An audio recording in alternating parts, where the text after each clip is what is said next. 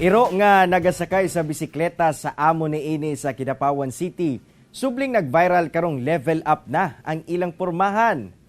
Subling naghatag og lingaw sa mga taga Kidapawan City ang Aspen nga si Detektor.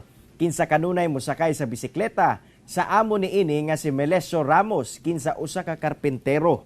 Nag-viral kaniadto ang duha diyang makita sa usa ka netizen ang iro nga nagabalanse sa likod sa iyang amo samtang sakay sa bisikleta. Tungod niini, gihatagan sila og bag-ong bisikleta sa usa ka netizen.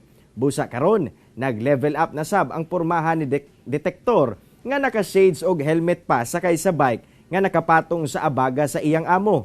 Sumala pa, 5 ka tuig na kini nga ginahimo sa iro kay dili kuno kini magpabilin sa balay. Inig mulakaw si Melesio ug naanad na sab kini. Matag buntag, makita ang duha sa National Highway sa Kidapawan City.